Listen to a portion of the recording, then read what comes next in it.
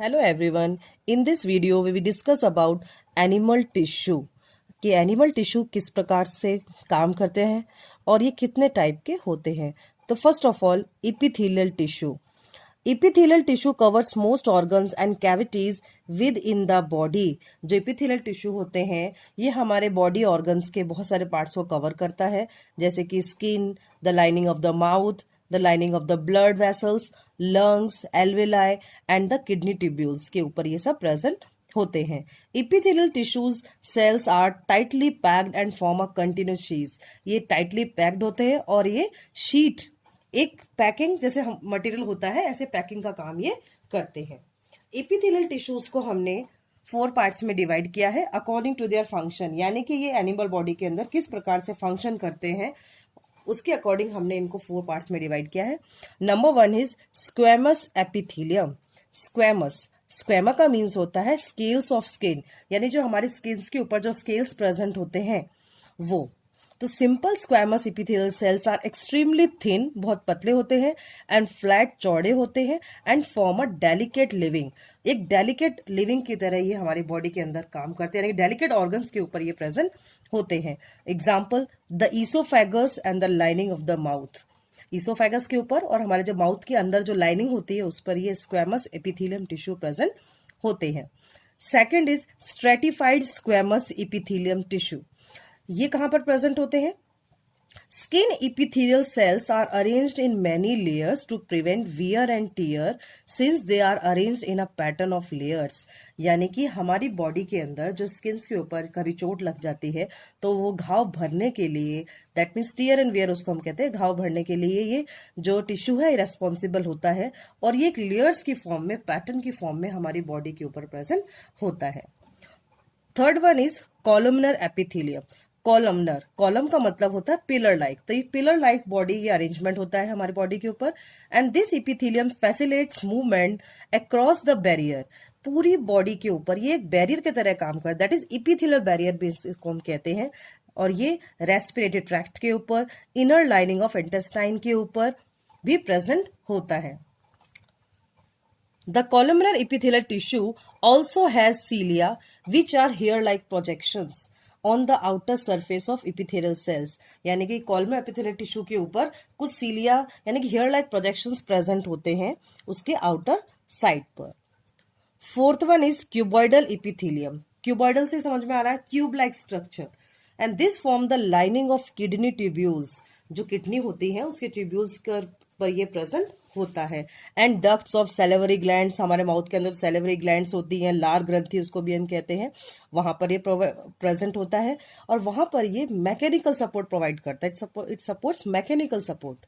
Sometimes, कभी कभी, अ portion of the epithelial cells tissue folds inward and the multi cellular glands is formed, that is glandular epithelium. यानी कभी कभी जो epithelial cells के जो टिश्यूज होते हैं वो अंदर की तरफ फोल्ड हो जाते हैं और वो एक टिश्यू बनाते हैं जिसको हम ग्लैंडुलर एपिथेलियम टिश्यू भी कहते हैं। Second one is connective tissue. पहले हमने एपिथेलियल टिश्यू की बात की, now we can take connective tissue. Connective tissues को हमने बेसिकली 3 पार्ट्स में डिवाइड किया according to their function. Loose connective tissue, dense connective tissue and specialised connective tissue. तो लूज कनेक्टिव टिश्यू के अंदर नंबर 1 है areolar connective tissue, second one is adipose connective tissue and third one is reticular connective tissue. Dense tissue के अंदर है regular and irregular, and specialise connective tissue के अंदर number 1 cartilage, bone and blood. So one by one we can study in detail. तो first we take loose connective tissue. First is areolar connective tissue. Areolar, areo का मतलब होता है space, यानी कि they found between the skin and the muscles around the blood vessels, nerves, bone marrow. ये कहाँ का प्रेजेंट होता है? हमारे स्किन के ऊपर, मसल्स के ऊपर और ब्लड वेसल्स के आसपास ये प्रेजेंट होता है। It फिल्स the space inside the organs and support the internal organs. ये क्या करता है, जो भी हमारे इंटरनल ऑर्गन्स हैं वहां पर जो स्पेस होता है उसको ये भर देता है and helps in repair the tissue, और ये टिश्यू को रिपेयर करने में भी हेल्प करता है। Second one is adipose tissue, adipose tissue it is also known as flat storing tissue भी हम इसको कहते हैं, यानी कि फैट, जो हमारी बॉडी के अंदर जो फैट स्टोर होता है, हम भी जितने ऑयली आइटम्स खाते हैं वो फैट कहाँ पर जाके स्टोर होता है, तो वो एडिपोज टिश्यू के अंदर जाके स्टोर होता है।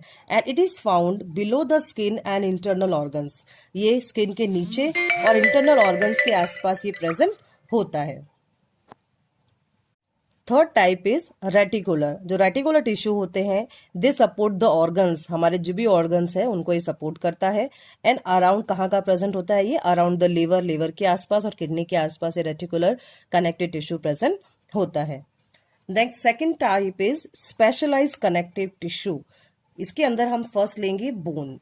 बोन क्या होता है, it forms the framework that support the body, एक ये बॉडी के अंदर एक फ्रेमवर्क की तरह काम करता है। जैसे भी हम कोई डायग्राम ड्रॉ करते हैं तो उसके आसपास हम जो फ्रेम बनाते हैं ना, तो हमारी बॉडी के अंदर भी एक फ्रेम बनाने का काम करता है बोन के अंदर। And it anchors the muscles and support the main organ of the body, हमारी जो मसल्स है उसको सपोर्ट प्रोवाइड करता है, उसको ज्वाइंट करके रखता है एंकर की तरह। And bone cells are embedded in a hard matrix, और जो बोन्स होती हैं वो हार्ड मैट्रिक्स के अंदर धसी होती हैं। ओके, एम्बेडेड मतलब धसी हुई होती हैं। दैट इज कंपोज्ड ऑफ, और वो किसकी बनी हुई होती है, calcium and phosphorus compounds. Next is ligament, ligaments क्या होते हैं, bones to connected to each other and this tissue is very elastic, यानी कि टू बोन्स आपस में कनेक्टेड होती हैं। Okay, and it contains very little matrix, और बहुत कम मैट्रिक्स के अंदर होता है। And connects bones with bone, ये बोन को बोन से ज्वाइन करके रखती है।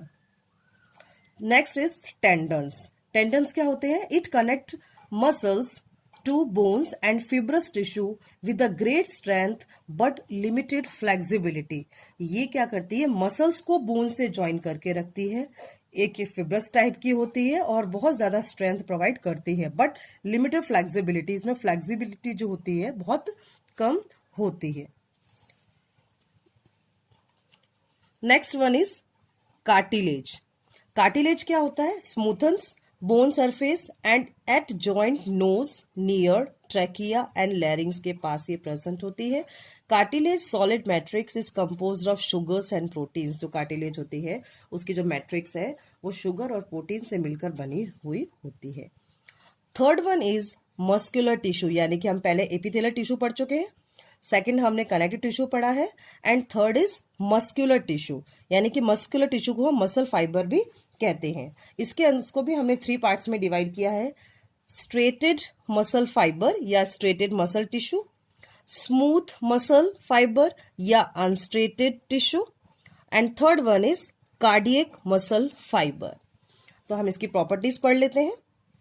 Striated muscle fibre voluntary cells of this tissue long, voluntary का मतलब क्या होता है कि इन पर कंट्रोल होता है हमारा, है ना, जैसे हम हाथ ऊपर कर रहे हैं, नीचे कर रहे हैं, तो दैट मीन्स ऐसी मसल जिनका हमारे ऊपर कंट्रोल होता है उनको हम वॉलंटरी मसल्स कहते हैं। और इनवॉलंटरी मसल्स वो होती है जिनका हमारे ऊपर कंट्रोल नहीं होता है, ओके, जिनको हम कंट्रोल नहीं कर सकते, वो इनवॉलंटरी मसल फाइबर्स होती हैं। तो वॉलंटरी मसल फाइबर अब आपको समझ में आ गया होगा कि ये लॉन्ग होती हैं, लंबी होती हैं, सिलेंड्रिकल होती हैं, अनब्रांच्ड, इनके अंदर कोई ब्रांच नहीं होती, और मल्टी न्यूक्लिएट, इसके अंदर बहुत ज्यादा न्यूक्लियस प्रेजेंट होता है, इसीलिए इसको मल्टी न्यूक्लिएट कहा गया है। एग्जाम्पल्स क्या है इसके, लिम्स, लिम्स मतलब हमारे हाथ और पैर, हमारी बॉडी वॉल के ऊपर, और हमारी टंग, हमारे जीभ के ऊपर ये मसल्स फाइबर प्रेजेंट होते हैं।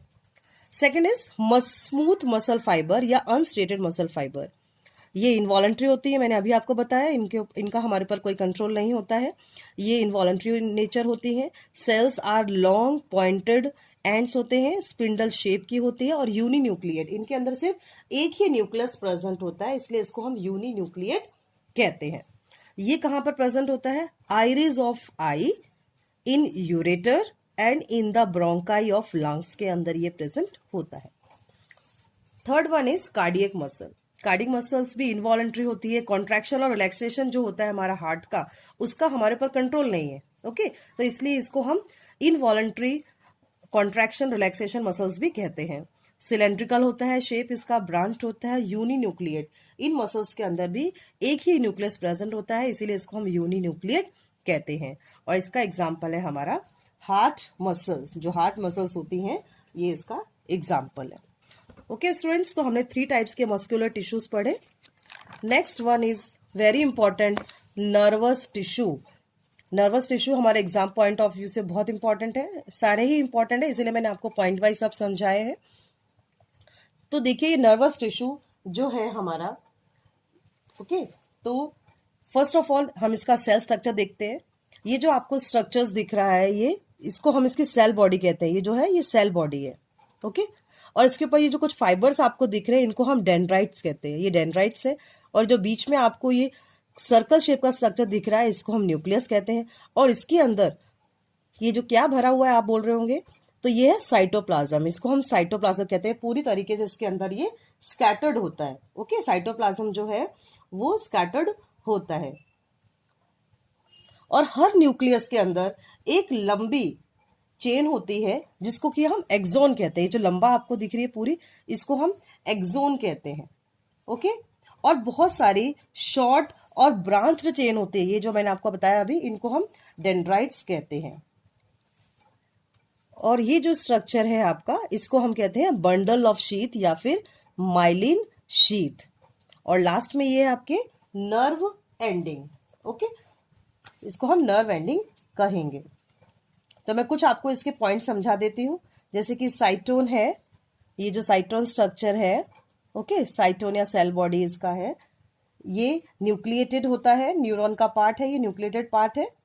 ये हमेशा सिंगल होता है, ओके। और ये लंबा शेप का होता है, ये मैंने आपको बताया, लॉन्ग होता है, सिलेंड्रिकल होता है। और मे नॉट बी ब्रांच्ड, कभी ब्रांच्ड होता है ये, कभी ब्रांच्ड नहीं होता है।